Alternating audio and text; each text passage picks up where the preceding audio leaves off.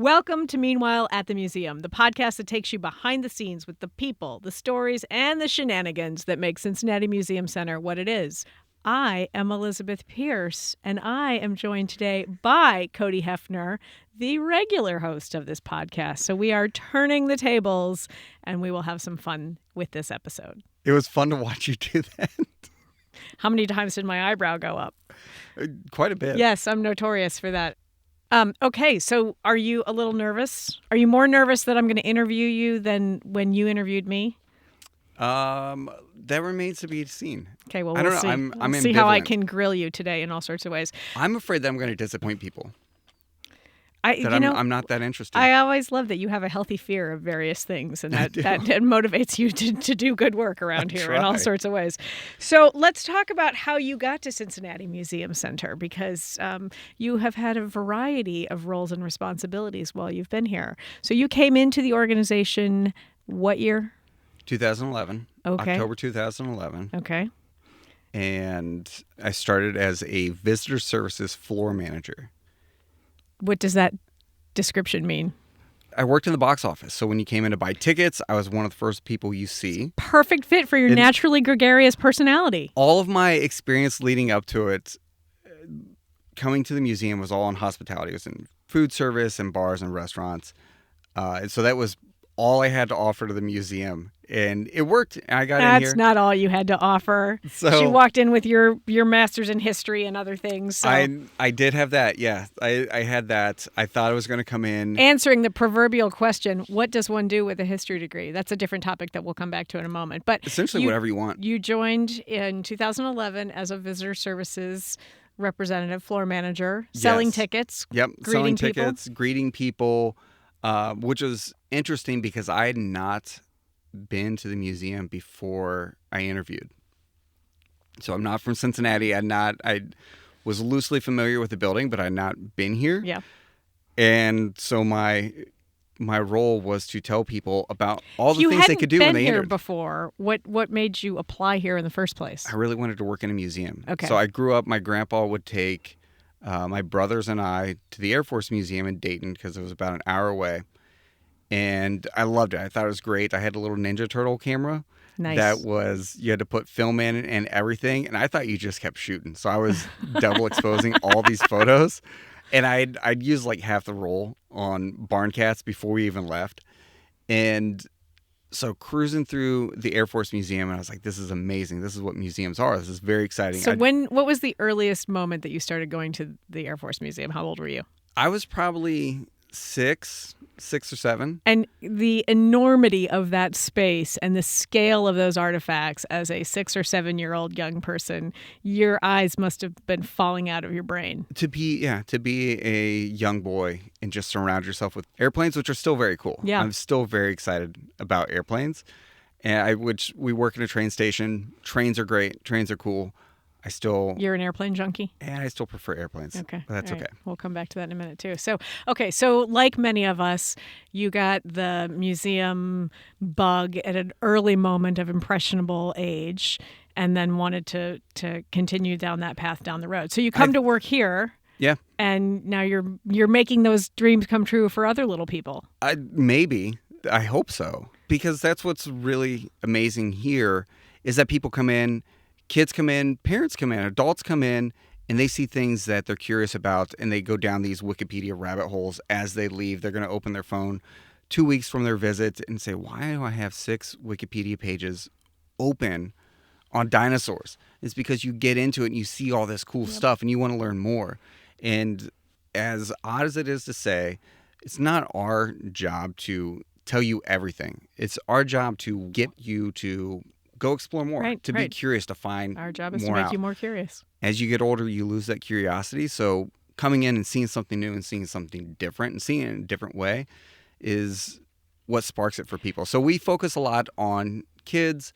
A lot of our guests who come in are kids, or they're kid-oriented, their parents or their grandparents with kids. Yep. But it's not like adults are just along for the ride. It's not like going into Chuck E. Cheese where you can't do anything. You just stand in the corner and you wait for it to be over. You're participating as well. Right. So it's that blending, and it's that opportunity for people to to just feel that childlike wonder. So I'm curious, as you're working the box office and welcoming guests in, they're asking you various questions about things. Do you have memories of the most interesting or most random questions that you were asked? I have one particular incident. We had the Dead Sea Scrolls here, and in the final days This is of in that, 2012, right? I think it was 2012 because it was also around Easter, and it was the final days of that exhibition.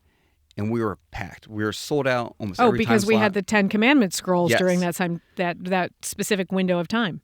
And the scrolls are pretty small.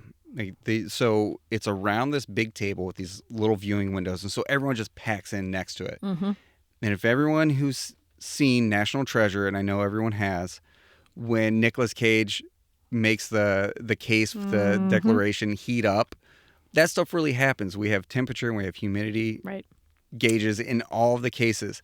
Well, there's so many people packed around it that it was causing the room to warm up, and people were concerned about the safety of the scrolls, and so we would have to limit the number of people who come in a different time slot. I remember conversations about being open 24 hours to get people in and to let people come in to see it, so that last weekend there were people who would stand and ask for pieces of paper so they could write, I need 1 ticket, I need 2 tickets, and people were trying to barter tickets in the rotunda, and a woman came in and had a dog and a backpack and said, I want to go see the Dead Sea Scrolls.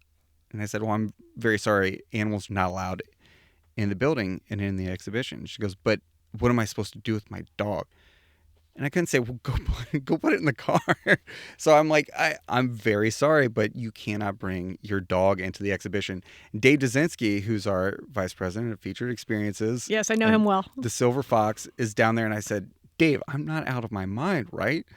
And Dave goes, hi, can I help you? Yes, I want to see Dead Sea Scrolls, but he tells me I can't take my dog in. He says, yes, well, I'm sorry, you cannot take your dog. And she goes, what am I supposed to do? And he goes, are you here by yourself? And she's like, no, my husband's outside. He goes, well, maybe your husband watches the dog and you go see the exhibition and then you guys can switch. And she got very haughty and walked away. And I said, I wasn't wrong, right? That was crazy. And he goes, no, that's what you got to do. And we he do just see walks all away. sorts of interesting consumer behavior here. But But I do remember that period of time that you're talking about because I thought it was such a testament to people's level of curiosity and fascination with the real thing that we had, that people were scalping tickets. They were essentially like standing outside a concert venue saying, I need tickets to Taylor Swift. I need tickets to the Dead Sea Scrolls. That was a pretty cool moment. It wasn't just seeing an ancient document. It wasn't just seeing an old, authentic thing. There was this pilgrimage aspect to it, too. So you combine both of those. And it was crazy. And we've seen that for other exhibits as well. But that one was a very different experience. And as you mentioned, we had the 10 Commandments as well, which was not traveling with the main exhibition. That was special here in Cincinnati. Right. So that just added another level of must-see, this rare opportunity to see it here in Cincinnati. It is amazing to me the way in which all of these different exhibitions that we bring in take on different personalities and have that moment of attention grabbing and just pulling people in. Do you have a favorite one that we brought in? I think we And is talked it about Diana? this before. Well, kind of. I mean, part of what I love about the exhibitions that we bring in is that we, in many ways, have been able to do these special companion components to it. I mean, with Dead Sea Scrolls, the thing I loved so much about that was, in addition to the enormity of, like, this is the real thing, and you understood kind of the dynamic of the ancient nature of it, the religious aspect of it, all of that we were able to put the companion exhibition of Hebrew Union College and the scholars there that had deciphered the codex of it, and the dynamic that had been kind of hiding in plain sight for a number of years in our local community. I mean, the thing that I love about Diana as well, we did the Daughters of the Queen City companion to show off a number of things in the collection and talk about philanthropic women's efforts in the community over many, many years and brought us all sorts of things that you take for granted now. But it's just that all roads lead to Cincinnati in some form or another. And I think that's fascinating. So, which leads me to how did your road lead from the small towns of Western Ohio and the farms of your experience lead you to Cincinnati? Naturally. It was a lot of... That's the intro where you say the town that you're from. The town that I'm from is Wapakoneta. It is Neil Armstrong's hometown. There you go. So when people in Cincinnati claim Neil Armstrong, I say that's great and that's wonderful, but we had him first. And fair enough. I grew up in the neighborhood that his parents lived in. At one point, my stepdad watched the moon landing from Neil Armstrong's parents' lawn. Wow. So it was it's very cool, but I ended up here. It's like when you're looking for your keys, you look in all the wrong places. So, maybe it's in this drawer, maybe it's on this table, and it's not there, it's not there, it's not there, and then you just find it. Astound me. Okay. So. But so I always loved history. I was always fascinated by history. One of the very first jobs I ever wanted was an archaeologist, and I remember in third grade, we had to draw what we wanted to be or something, and I drew my hands holding a map that had the little dotted line and pyramids and stuff, because you could buy, all these really wonderful mummy books at the book fairs and stuff. So I wanted to be an archaeologist.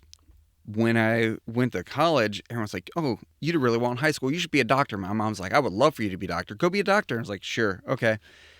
And I started studying science classes, and that's fine. Science is great. And I'm like, it wasn't your passion area. It wasn't my passion, and I didn't understand it, as my mind didn't work in that way.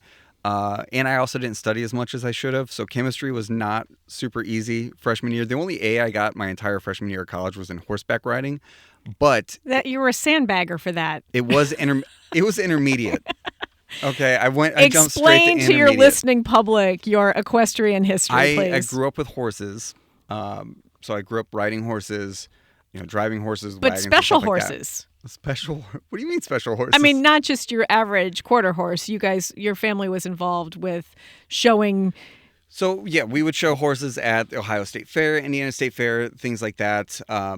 My grandpa was good friends with the individuals who managed the Budweiser Clydesdales.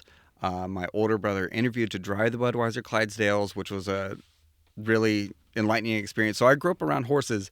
There was a period where I was really afraid of horses because my twin brother and I were riding a horse together, and I was not on the saddle, so I was behind him, but I wasn't holding on tight because I was holding a ninja sword, a plastic ninja sword, and my older brother went trotting by, so our horse took off to chase it, and I fell off, and I ran to the barn crying, and I didn't ride a horse for like another year or two. So it probably serves you right for not holding on properly. It's been fits and starts, but so I parlayed that A in horseback riding into this job here at the museum. That seems like an interesting circuitous path, but yes. No, I started out as a zoology major. Yes. At Miami University, and after my first year, a few weeks into my second year, I was like, I don't think this is for me. Organic chemistry was just killing me. I'm making a face. It's probably awful. And the professor, who looked like Al Borland from Home Improvement, said, at any point, as long as you're not failing, you can drop this class, without it affecting your grade. So I got through 2 exams. The second one, I studied even more than the first one, and I did worse. So I got that score, and I walked up with a paper, and I waved to my friend who was in the class. I said, "See you later." I was done. But I needed the credit hours, so I had to keep the organic chemistry lab. Oh, gosh. For the whole semester. But I didn't light anything on fire, and stuff was going up in flames left and right in that lab. So I think that's the only reason they carried me through. And were you taking a history class simultaneous to this? So I'd taken just one of the entry-level classes. My dad will tell you this story better than me. He remembers exactly where he was when I called him and I said, "I don't think I'm going to do zoology anymore. I think I want to study history." And he's like, "What the hell are you going to do with that?" And I said, "Well, I'll go to law school. I want to, I would love to go to law school." And he goes, "All right, okay." So that was kind of the deal. I don't know what he had done if I said I just want to study history. So I studied history. I had some really wonderful professors. I had an internship in D.C. with the D.C. Attorney General's office, which is not Reno Attorney General. This was the equivalent of Ohio Attorney General, Yeah, but for the District of Columbia. And I was like, this is not for me. That's when you decided you didn't want to be a lawyer. Yeah, because everything was, all right, Cody, look at this, find precedent so we don't have to go to trial. I'm like, let's go to trial. Let's make an ordeal. But yeah, life is a series of, to your point, it's figuring out what you don't want to do as much as it is figuring out what you do want to do in many ways. So it was a really wonderful experience. But I do remember that summer emailing one of my professors and saying, I want to go to grad school for history. Will you be my advisor? Can I do an independent study with you? And she said, sure, why? I said, because this is the area you study. I want to study that too. And so I went to grad school for history, and I figured I'll get my PhD in history. I'll be a professor. I'll do all this. And I was like, academic history is not for me. So then I got into grad school, and I'm going through grad school, and everyone's taking it so seriously. And people are like, I don't own a TV. I'm like, cool, good, I do. I watched Shrek while I was writing this paper last night. It was really inspiring. It helped inform the way I was thinking about things. And academic history, it just wasn't for me because it was, to me, those conversations felt like you were sitting in a room, and it was important for everyone in this room to like really kind of bicker and try to one-up each other on these topics. And I said, well, what about everyone who's not in this room? Shouldn't they be interested in this stuff too? Shouldn't they come along for the ride? And that was never part of the conversation. So I said, you know what? I want to study history, but I want to talk about history with everyone else. Museums are a great way to do that. So I figured I'll apply at Cincinnati Museum Center. I'll take this master's in history, and I'll be a curator. And no one told me that curators just like dissolve into the collections. They don't leave. They just true. They said, all right, well, here I go. So my only foot in the door was that I had hospitality experience. There you go. Customer service experience. So I go into visitor services, and I do that for 2 years. And I work with some really wonderful people. We did the first and only Kiosk Olympics. Which, I do remember that also. Yes, which you loosely sanctioned. I had mentioned it to you. And I thought it was a good idea to build morale. Yes, and you allowed it to happen. And I remember security came out and I said, Elizabeth Pierce told us we could do this. They're like, okay. It was great. That's where the shenanigans come from in this definition. Was the start. Yeah. And okay, so I was the vice president of marketing at the time, and we had an opening. And you had 2 openings. And you threw your hat in the ring. And I remember a very specific conversation that you and I had. Do you? Well, there were at least 2 very specific conversations and I had. There were 2 positions. There was a copywriter position. I was like, I understand what that is. Okay. And there was a manager of media relations position. And I said, I don't know what that is, but why not? And I just threw it out there. And you asked me, you applied for both. Did you want to do both, or why did you apply for both? And I said, I know what a copywriter is. I don't know what media relations is, but it sounds interesting. Yep. And you said, well, I kind of have you pegged for this media relations position, so let's talk about this. I said, okay. And I'm very interested to hear your perspective on it, because I don't know. When people have asked me, I said, I don't know. I don't. Well, I was the pick. Why that was where you were headed? Because I thought, because the nature of your personality is so gregarious and outgoing, and that you had enough hospitality management experience in terms of managing people showing up and understanding kind of how to direct them in different ways. And I thought I just thought you would bring really good energy to it, and that I knew you could write because of all your academic experience. So you were going to be able to crank out a press release every hour like we do around here for all the different things. So those were the things that I thought were really useful to me that you were going to bring to the table. But I had to quelch your bravado about how many things the marketing department had done wrong for so many years from your visitor services perspective. Oh, Listen, yeah. You had a whole laundry list of all the ways that the marketing department had failed the visitor services team. I will tell you, that does not go away. That does not go away. You mean you get feedback from other people about how the marketing department is failing? I don't know if everyone else experiences this as well. And I'm not going to whine, but everyone has a lot of opinions about marketing. Yes. Everyone. Yes. All the time. All the time. Everywhere. And I get that, and I appreciate it. It's helpful insight that comes forward, and then you just have to discern what's the most useful piece of that insight. Yes. And so now I do have similar conversations with our with our guest services team, and I appreciate and I respect it. And now I will apologize to all past marketing teams here. That's good. That's the only reason we're doing this offended. podcast, is so I could extract that apology from you.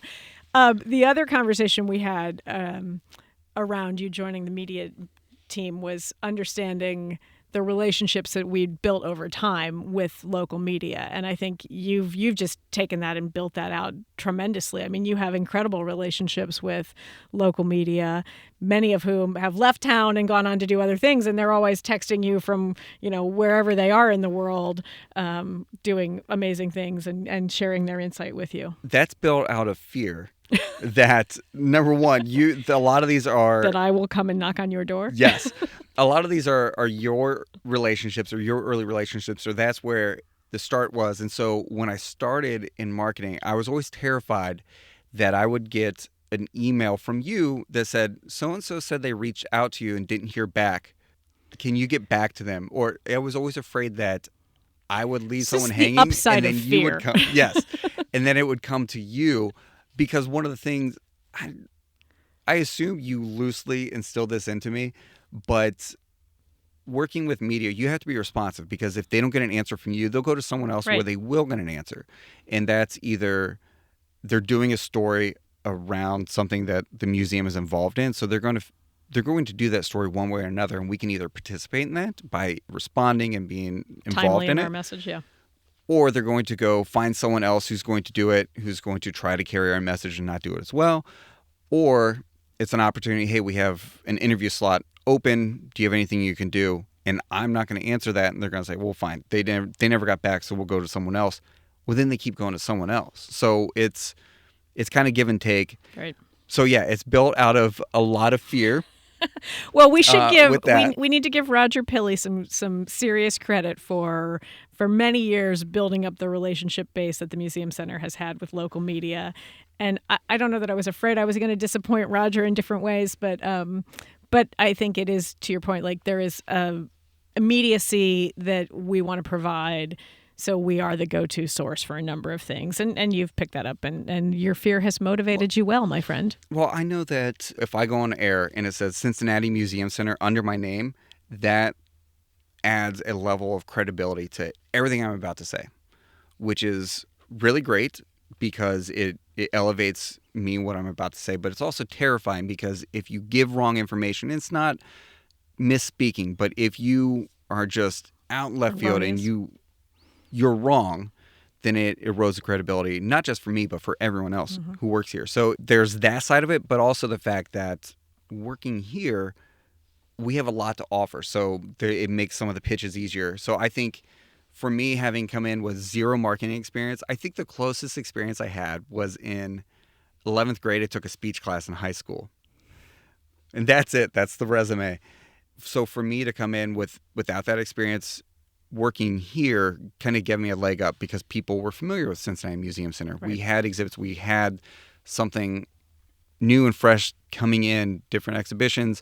So it gave people a reason to read my emails or to come back for it. Well, so we first should just pause and give a shout out to the Miami University History Department, because I think as two history graduates of Miami University, we're showing up pretty well for that program. And I think you and I go back and share with people often, the anxiety that people have. Oh my gosh, what am I going to do with a degree in history? How am I going to build a career of that? And we both are examples of the adaptability, the flexibility, the critical thinking skills, the writing skills that come from studying history and appreciating history and writing about it. And so to your point of you can do anything, you can really do a whole lot of things with a history degree. The evidence and support of it. You're saying something in history happened. This event happened because of these things. And let me show you why. And you pull out all the ability to do the research, why. And, build the context. And writing a press release is the same way. You say, you should visit this weekend. Why? Let me tell you. These 3 things are going on. Yep. Or, you must come see this exhibition. Why? Here are the reasons why. And you do that in as compelling a way as possible. And it's very interesting whenever I've had interns, or whenever we have other people who come in to the department, sometimes they want to say, look how great of a writer I am. I'm like, that's great. Dial it back. Bring it back. Go faster. A lot of people, And it's so funny because I start to hear myself say these things that professors had told me. I took one English class in college, and I think I got a C in it. And I was like, Wow. your face. I did really well in my history class. All those writings. That was fine. But this professor kept saying, show, don't tell. I'm like, I don't know what that means. Stop speaking in like sound bites. What the hell does that mean? And now I realize that someone will say, we're so excited to take this opportunity to honor someone who's done. Just say what they did. Just say they did something incredible. Yes. And they just get to it. People don't have time, especially now. Everyone is so now everything's scatterbrained been and unfocused. 140 characters has created a level of it's up to 280 now. But editing, self-editing that needs to happen all the time. So, okay, so this is how you got into the wonderful world of marketing museums and No. So when you offered me the position, yes, you were so casual about it. You said, "So do you want the? Did you want me to shoot off confetti and balloons?" No, but you said, "So do you want the job?" And I said, well, "Yeah, that's why I had multiple conversations with you. That's why I'm sitting out at a table outside Nordstrom's in Kinwood." We were having a cup of coffee. Yes, I do remember that. So yes, are you happy you took the job? I am. I'm very happy. Okay. Mitch is less thrilled. Really, all of our listeners should understand this whole thing is a competition to see how many times we can make Mitch smile while he's editing this. Okay, so yeah, we're off to the races as you have continued to go through this process. So what skills have you picked up in the last 10 years of how long have you been in the marketing department? 10, almost 11 years. Yeah. So in the last 10 years, what life skills and technical skills have you picked up along the way? Is anxiety a skill, or is that channeling the anxiety for the effectiveness of good? I think a very skill. Healthy sense of urgency, and I think that is something when you need it most, you realize how rare that can be for some people. Yes. So I have learned that a sense of urgency can be a skill, and it's funny because people will say, "Hey, we want to do this and we want to announce this soon." And I said, "Okay, well, here's the plan." They said, "Why are we doing this in 3 days?" I said, "You wanted it to be soon." They go, "Oh, well, I thought like in the next 3 months." I was like, "That's not soon." Let's calibrate on the definitions. I'm going to do here. 10 other things before I even get to that. You're going to do 10 other things in the next hour before you get to something else. So, and I think writing is an evolving skill. I think every time, Holiday Junction, we do every single year. So every year I'll pull that press release up and say, all right, what do we need to change? And I look and I'm like, did I have someone else write this every now and then? And you realize, oh, I should be doing this. I'll tell you, my writing, I feel like, has atrophied dramatically since I'm no longer writing press releases and churning them out the way we did previously. And it used to be just, you get in the habit and you just crank, and there it is. And if I had to write more than 2 paragraphs for any reason right now, I think I would be frozen in paralysis. It's... I'm so glad I have you. Well, I just tell you what I want you to. Here are my messages. Figure it out. I think the skill of being an Elizabeth Whisperer is... Oh, let's talk about what you think that means exactly. What is... You and I just came from a meeting. Yes. As I was leaving that meeting, the third person in that meeting came up to me and said, I was so unprepared for that. And I said, no, you were fine. And I said, let me explain what just happened. And it's more so since you sit at the top of the pyramid, people have a healthy fear of you. So people think that everything you say is a directive. And I said, it's not, but it is.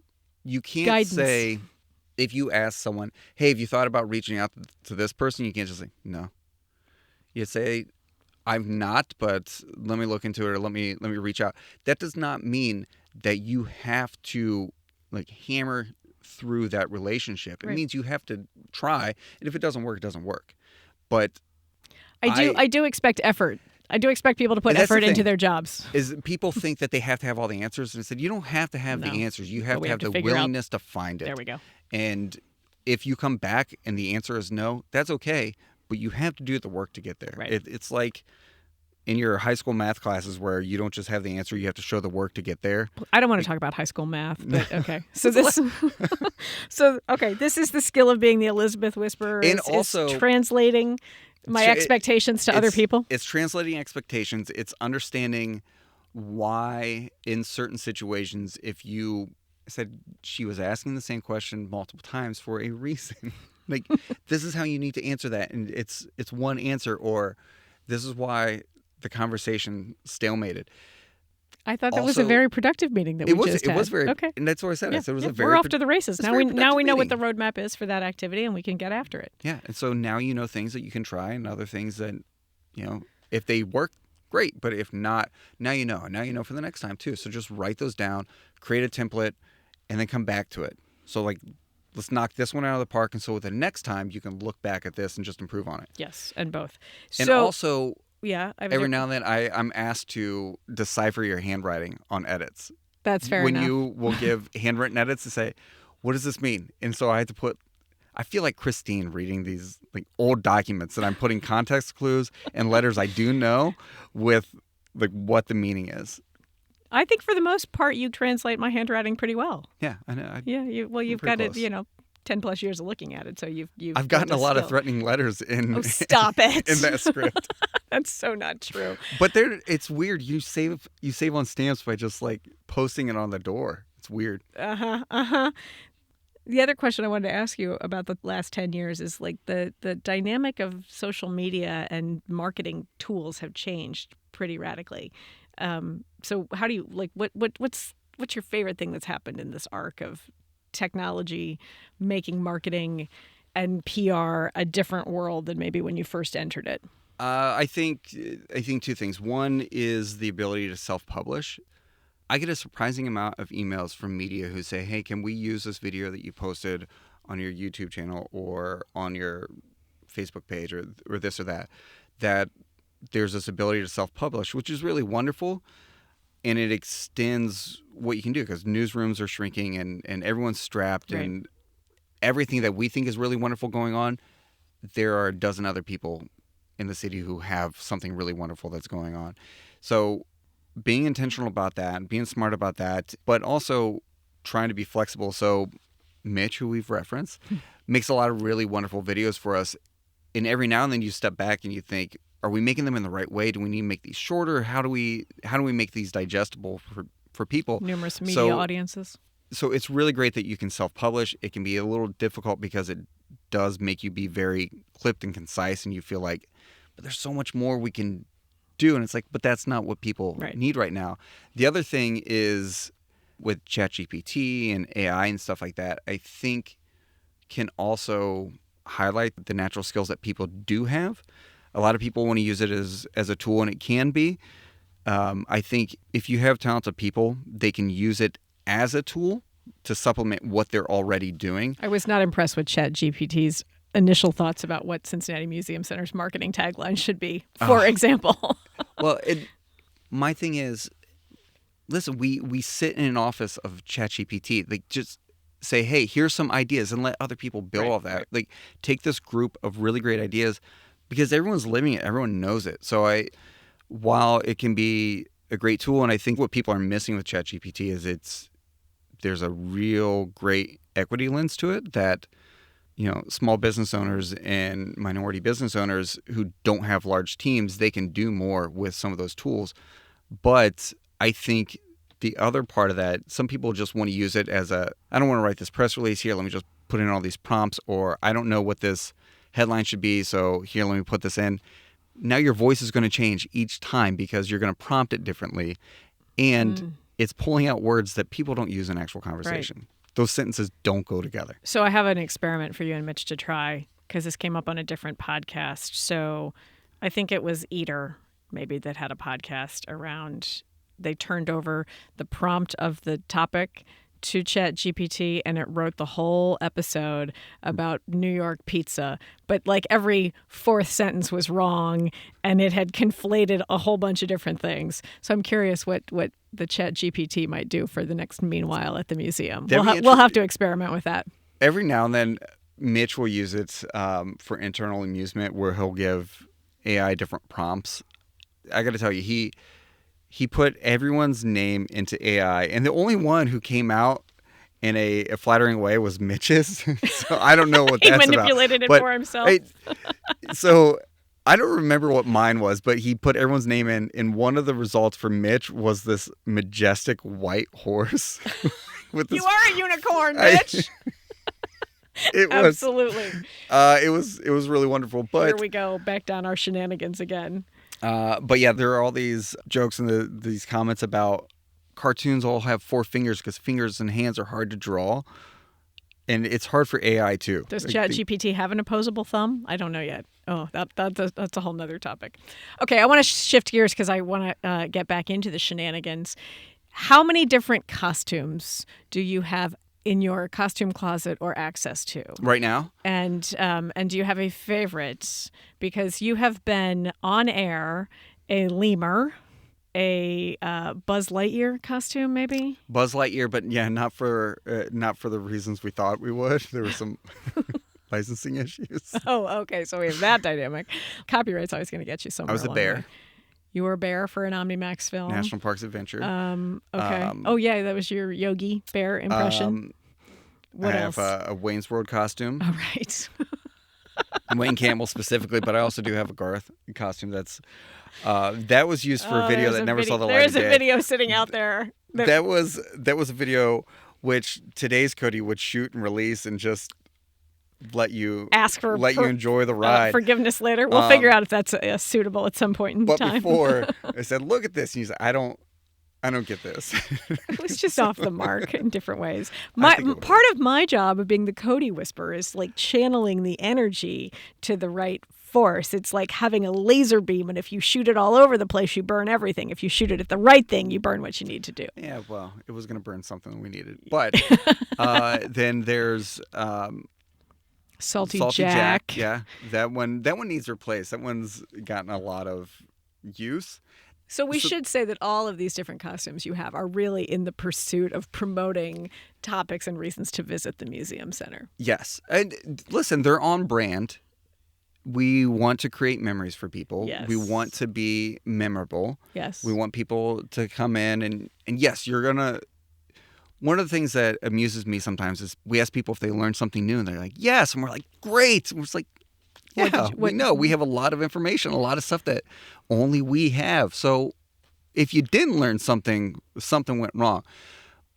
But people also, they want to have fun. When we look at all of our surveys, one of the top reasons that people want to visit above learning something new is to have fun or to do something together. Some memory making with their families. So entertainment. Do something that's a little memorable, that's fun for people, that shows them that you can learn stuff in a non-serious way. In addition to dressing up in costumes, what are some of your other favorite shenanigans? Well, this wasn't really a shenanigan. We had a film called Superpower Dogs. Yes. And one of the stars of the films was a border collie named Henry. Yes. When I learned that Henry is available to travel, I said, I don't care what we have to do. We're bringing Henry here. I fell in love with Henry. And I got to spend 3 or 4 days with him. Henry was lovely. He was such a doll. He was awesome. And everyone loved him. And he was so well behaved. And he was so sweet. And you took him to all the newsrooms? I took him to all the newsrooms. And everyone loved him there. We went to one, and Ian was his handler. He goes, is there a restroom? I need to run to the restroom. And he told Henry to lay underneath the table, and he said, stay. And so Henry did right away. He was an avalanche search and rescue dog. Right. So Ian went to the restroom, and someone came and said, oh my gosh, that's a dog, and reached down and said, can I pet you? And tried to get it to come to him. And Henry's like, come on, I'm not falling for that. And Ian came back out, and someone's like, oh, I was just looking at your dog. He's so cute. Can I pet him? He goes, yeah, Henry, go. And Henry comes right out and receives the pets. Yes. But we got to do a full photo shoot where he got to, sniff the dinosaurs, and he got to run all through the cave and do all these incredible tricks. So it was super fun, and I took 100 photos with Henry. Yes. So that was really wonderful. Shenanigans are just such sort of like a day-to-day thing. So to pick one out is kind of tough. So you've enjoyed some cooking experiences and recipe making experiences recently? So we've most of your shenanigans can probably be found on our YouTube channel in some form or another. There's a surprising amount of videos. In fact, I might have to do. Mitch create a Cody playlist on the YouTube channel. We'll call it Cody Shenanigans or something, and then we can direct people's attention there. I'm all for it. I never watch them, but I'm all for it. We found a recipe. Joe Bites and Catherine Gould found a recipe in our collections for colonial Jello shots, which we made together. They were... Was it actually written in script, 1700s Yes. script colonial Jello shots? Yes, it was called rum jelly.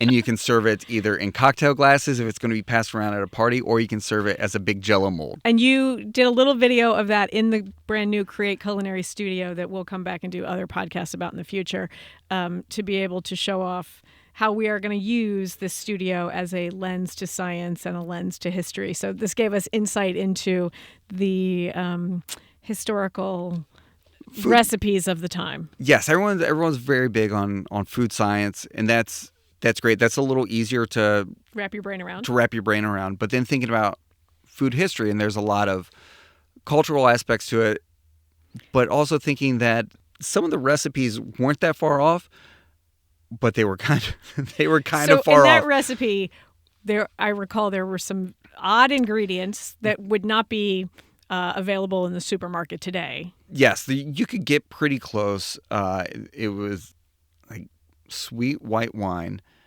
Jamaican rum, a lot of sugar, and then the gelatin was it came from sturgeon, I think, like fish guts or something. Isinglass.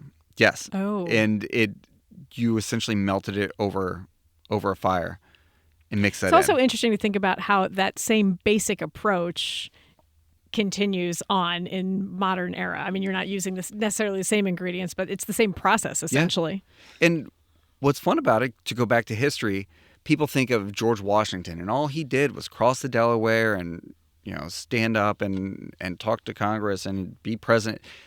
He went to parties and he had rum jelly. Yes. And he's a normal person. At some point, he and Martha had a conversation about, what are we going to have for this party? Are we going to serve Jello shots at this party or not? Yeah. It's like, he's like, Franklin's coming. The guy loves Jello shots. We're not. I love Make it. extra. Okay, so that's another costume that we could put you in at some point in time. You could.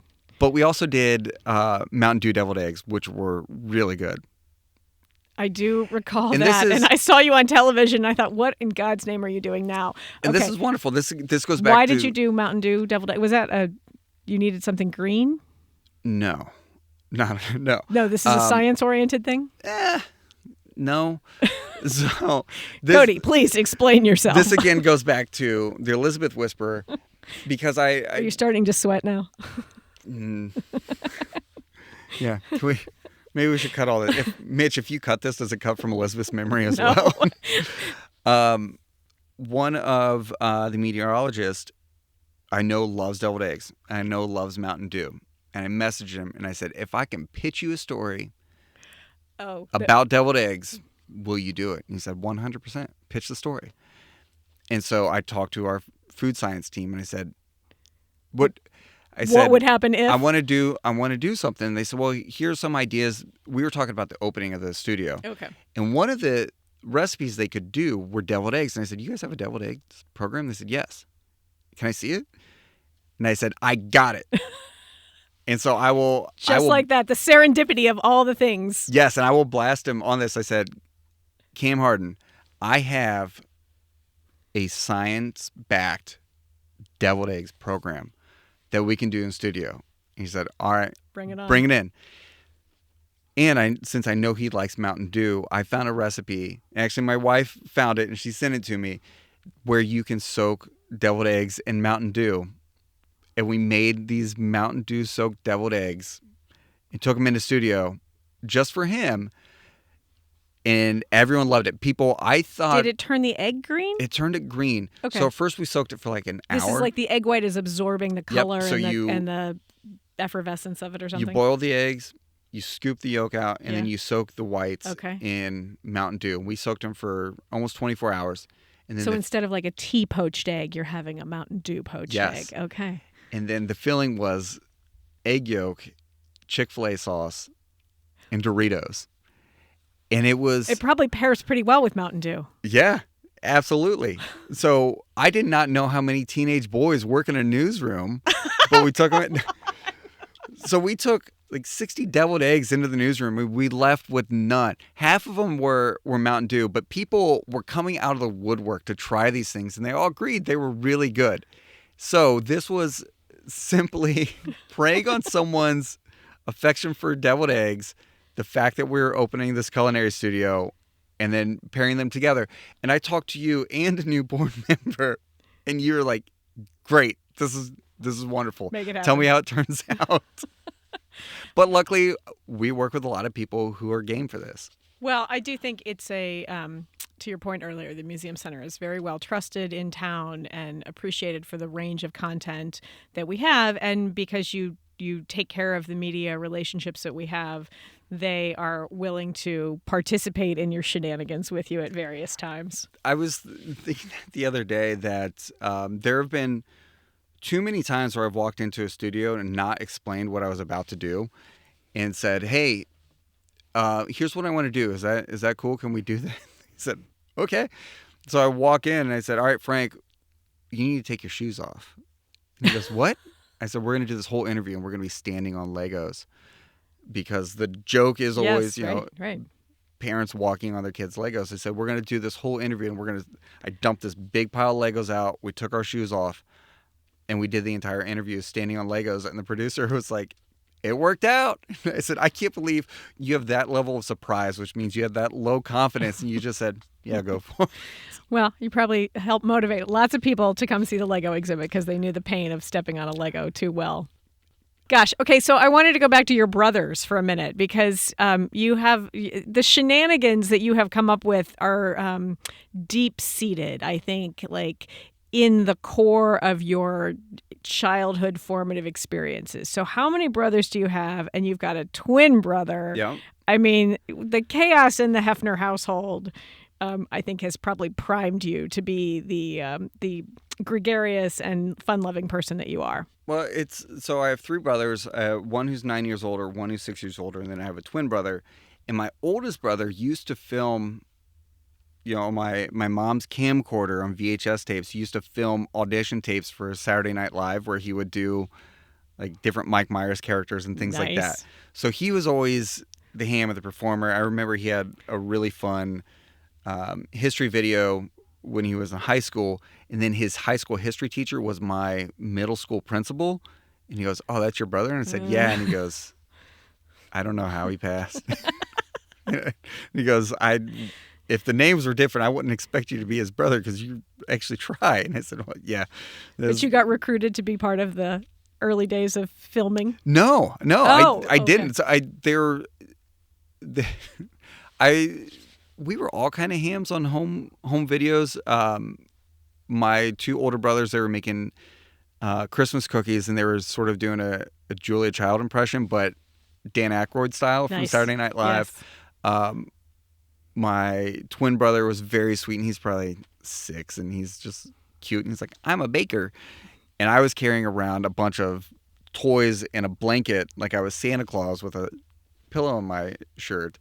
And so we were all kind of hamming it up for the camera. But I also remember in the summer we used to all sleep on the landing at the top of the stairs, all 4 of us laid out with a fan, and we would just giggle as we were falling asleep. And my dad used to, especially with my twin brother and I, when we would go to horse shows, we would drive in 2 and 3 hours on the weekends, and like, all right, what do you do in the car for 3 hours when you're a kid? It's not long enough. Yeah. So my dad used to, which I get it now. Being a dad, I get it. He used to be like, quit your giggling back there. So then we'd cover our mouth and we'd giggle to ourselves because we would just crack each other up. You just grow up in a house with 4 boys and. Okay, I can only two boys in my house close together was chaotic enough. No, but I'm married to a twin, so I'm curious. Like, you and your brother are always like on the same wavelength together, or how many times a week do you talk to your twin brother? Not as often as you think, but so we're not identical. We don't really look alike. We would trip people up as we got into high school, because they would teach you alphabetically and we'd be right next to each other. And it's Cody and Corey. So teachers for the first couple of weeks were like, what the? Who's who? Yeah. But the funniest story about that is I think my junior year, I broke my finger on my right hand and I couldn't write. And we were still doing spelling tests in 11th grade, I guess. My brother had to take my spelling test for me. So he took his first, and then I had to dictate, and he would have to write my spelling test for me, which I think is funny to imagine.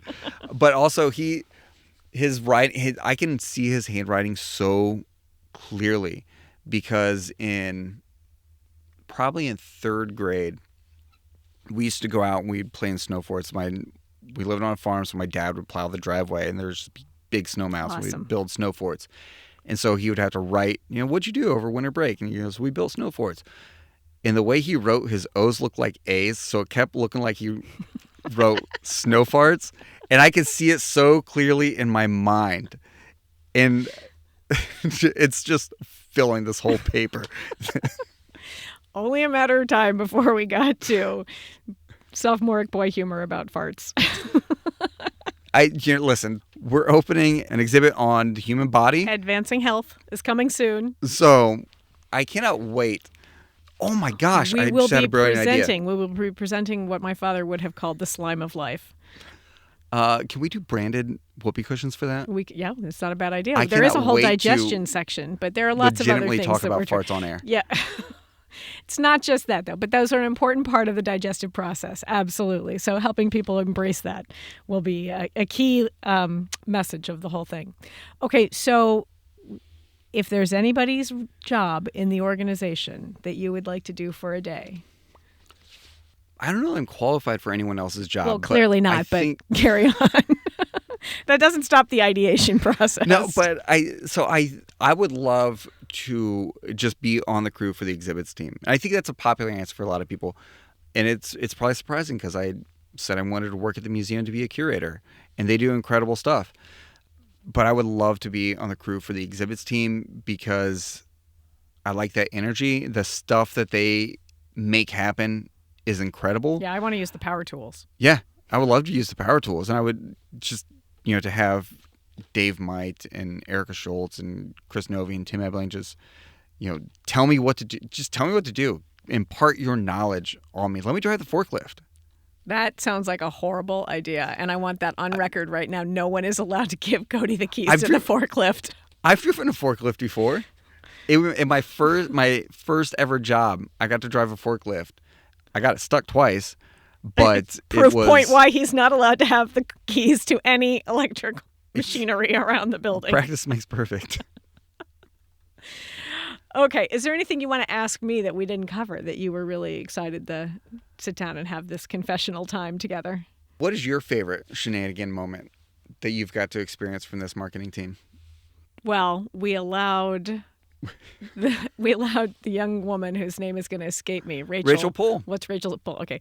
We allowed Rachel to scale down the front of the building. That was super cool. Which paired with the OmniMax film that she was a part of, National Parks Treasures, right? National Parks Adventures. Yeah. National Parks Adventures, to show her rock climbing skills.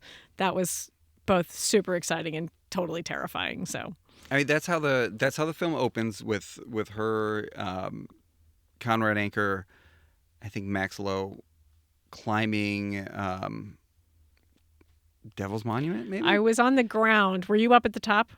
No, I was on the ground. And maybe Jenna was up at the top, and Dazinski was up there with her at the top of the building. And I was like, please, just can you send me a picture? And then I was like, I don't want to look at the pictures. It's terrifying. It was February. It was snowing. Yes. She did not wear gloves. She did not tie her shoes. She was totally comfortable with the whole thing. She was totally into it. It was a walk in the park for her. And we did another interview where we rigged up rappelling ropes inside the rotunda. And so we had... Oh, right. I forgot about that. We had a reporter and we had her on ropes. And they went up and down. And she's just zipping up and down like no problem. Gosh. Wow. Yeah. We've done a lot of really cool stuff here. Okay. I think that probably concludes our time for the day. But we will be back together again because there are more things to talk about. All right, just tell me when. All right. Thank you for listening to Meanwhile at the Museum. Remember, if you liked what you heard, please rate and subscribe. But more importantly, we want you to come see for yourself. Visit cincymuseum.org to see the latest reasons to visit. And if you have any questions, comments, or just want to tell us how much you love the show, send us an email at meanwhile@cincymuseum.org. Thanks for listening.